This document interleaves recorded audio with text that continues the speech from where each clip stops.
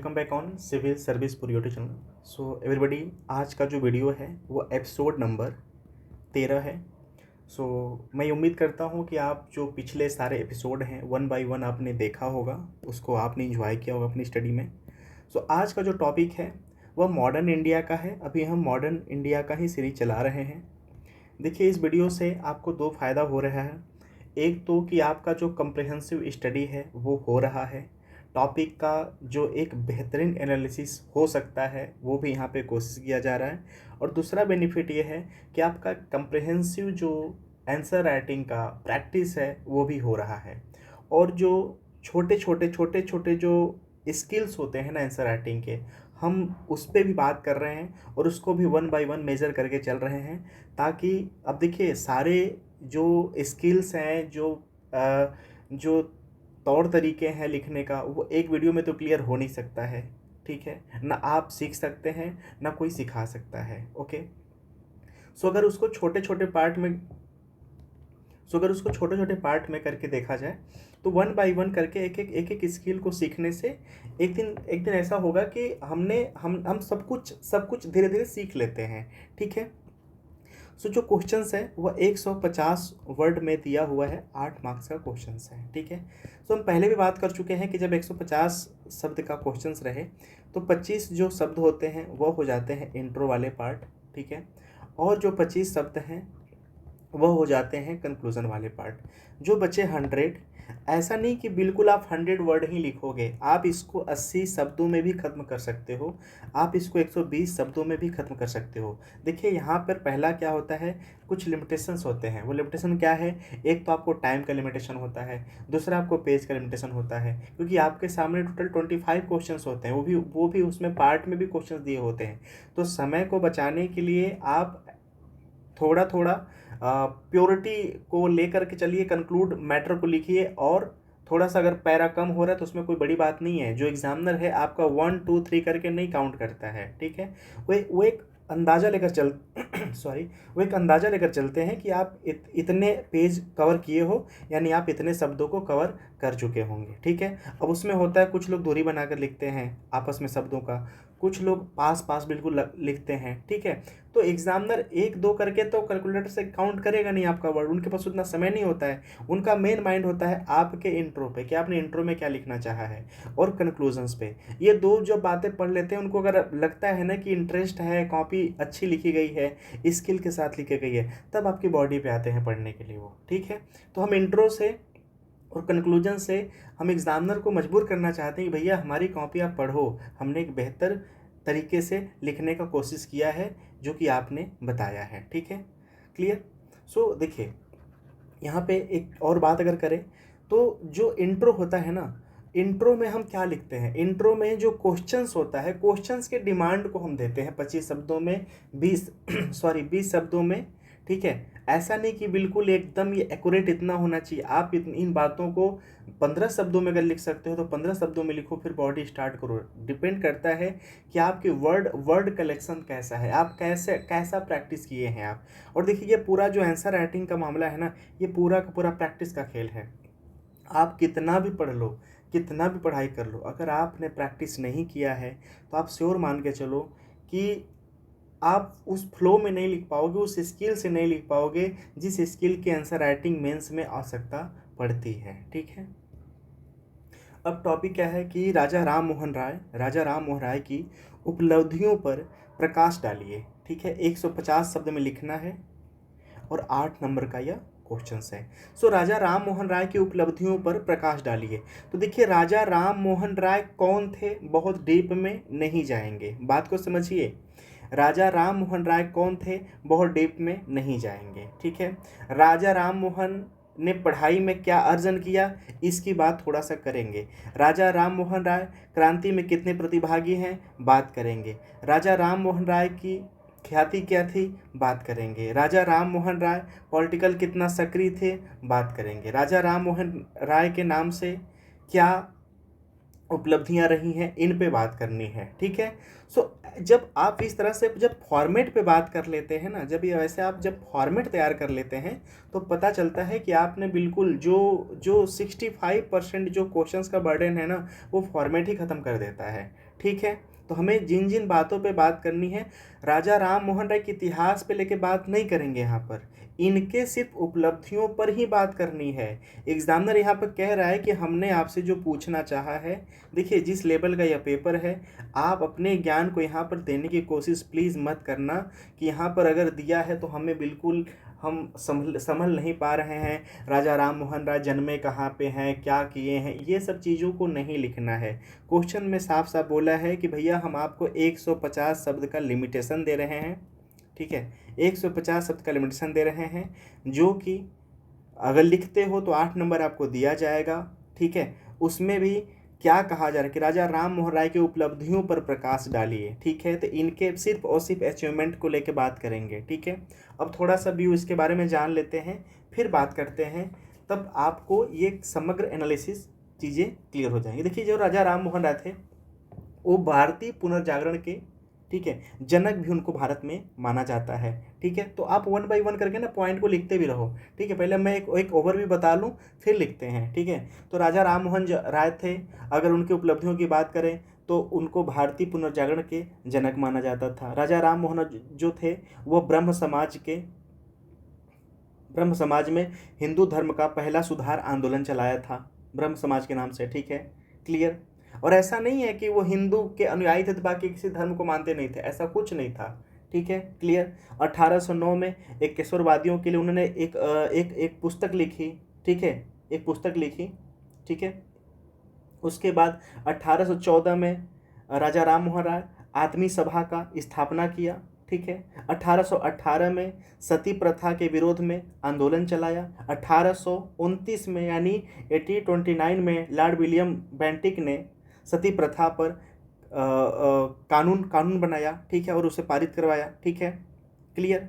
1825 में वेदांत कॉलेज का स्थापना किया और इस कॉलेज में भारतीय विद्या, पाश्चात्य भौतिक विज्ञान, ठीक है, सामाजिक विज्ञान शिक्षा दिया जाता था, ठीक है, अंग्रेजी भाषा में, ठीक है। राजा राम जो राजा राम मोहन राय थे, वो भारतीय पत्रकारिता के जनक भी माने जाते हैं, ठीक है। तो ये हमने जो बात किया, ये बिल्कुल हम इतिहास की बातें नहीं किए हैं, ये उनकी उपलब्धियों की बात कर किए हैं। तो बस इसी को सीरीज में आपको लिख देना है, चलिए लिखते हैं, ठीक है ना।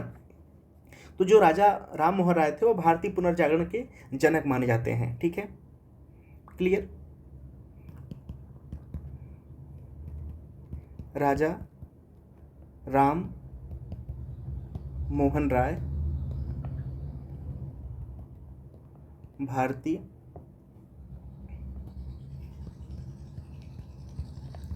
पुनर्जागरण के जनक माने जाते हैं, ठीक है। राजा राम मोहन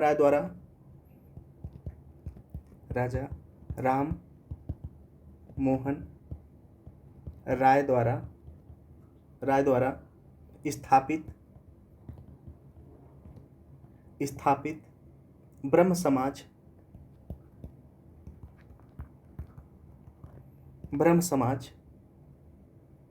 क्लियर।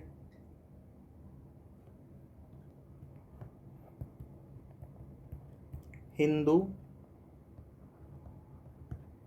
धर्म का पहला सुधार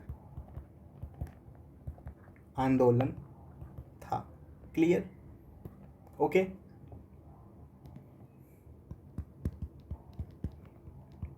ऐसा नहीं कि राजा राम मोहन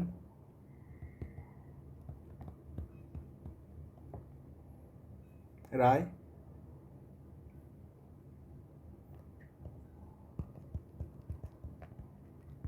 किसी धर्म के विरोधी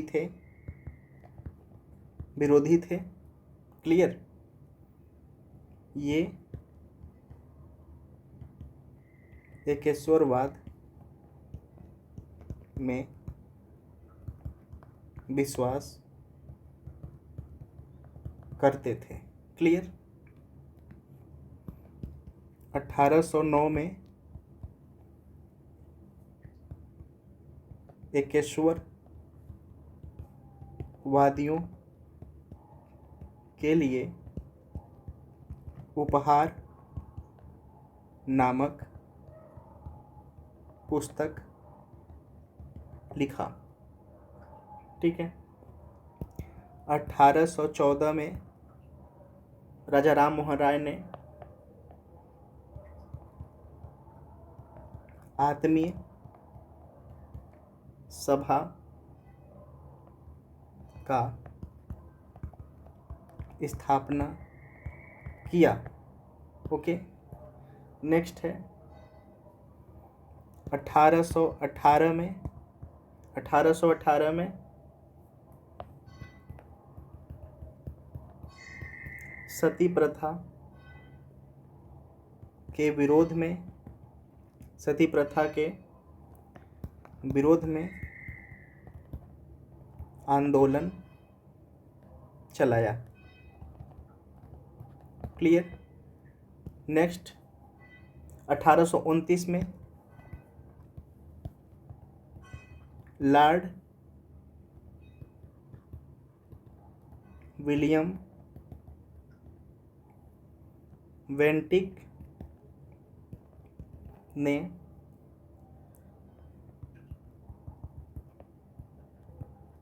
सती प्रथा के विरोध में कानून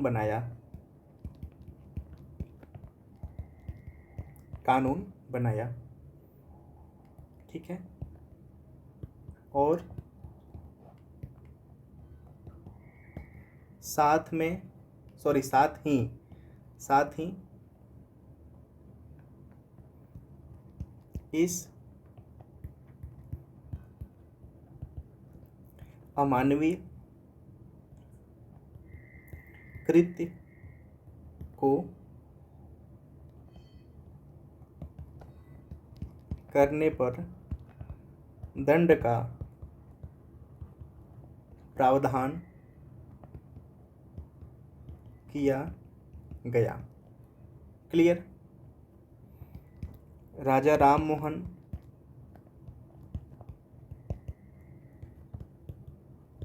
मोहन राय पाश्चात्य शिक्षा के समर्थक थे। ठीक है। इनका देखिए मानना था ना कि आधुनिक शिक्षा जो है ना वही हमारे समाज के कल्याण के लिए सर्वोपरि हो सकता है। ठीक है। क्लियर। 1825 में वेदांत कॉलेज का स्थापना किया। ठीक है। और इस कॉलेज में भारतीय विद्या पाश्चात्य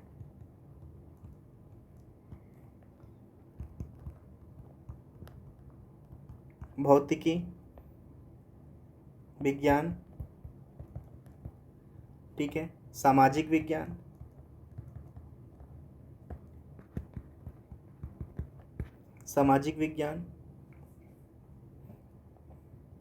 का शिक्षा दिया जाता था। ठीक है।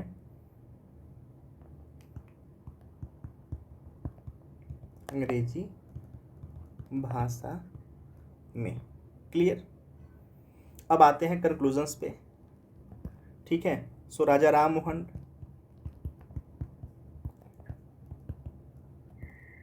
मोहन राय को भारतीय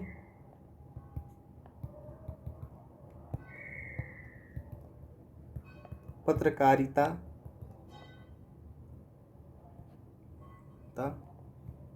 के जनक माना जाता है। इनका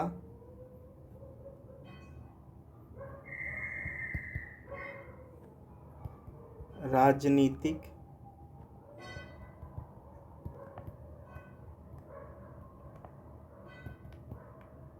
दृष्टिकोण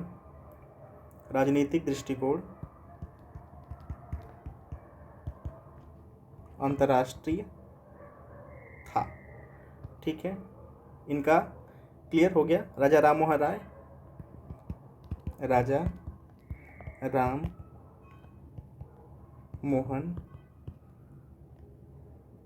मोहन राय का उद्देश्य किसी नए धर्म का स्थापना नहीं, किसी नए धर्म का